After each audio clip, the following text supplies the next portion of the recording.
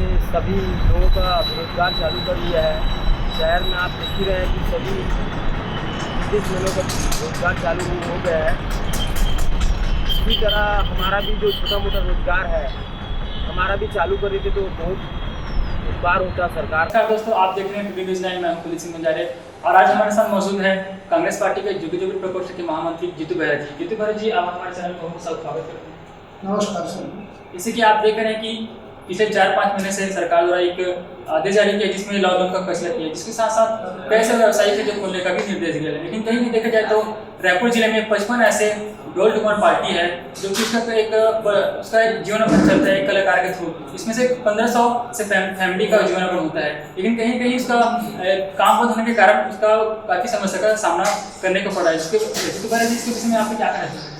Sir, ये सत्य बात है कि हमारे ढोल नवाल पार्टी के कलाकार भूखा प्यासा बहुत परेशान है और इस बात को मैं सरकार के पास रखूंगा और मैं निवेदन करूंगा सरकार से। कहीं आप देख रहे हैं कि ढोल डुमर पार्टी का जो कलाकार अपना व्यावसायिक मान के अपना जीवनयापन करते हैं, ये लॉकडाउन के नाम से काफ़ी लोगों को समस्या हो रही है।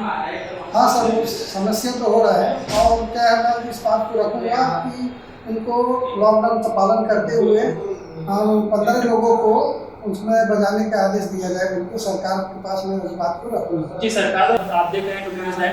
हमारे साथ जीतू बेहरा कह रहे हैं कि आज छत्तीसगढ़ में काफ़ी संख्या में जो कलाकार जो बैठे हैं, जो ढोल डुमर पार्टी से लेकर के हर एक कलाकार अपना अपना व्यवसाय करने का एक जो बात है जो सरकार से रखी है, तो कहीं ना कहीं ढोल डुमर पार्टी को अपना जीवनयापन करने के लिए एक व्यवसाय को सरकार द्वारा खोलने का निर्देश दे, ये जीतू बेहरा जी का कहना है।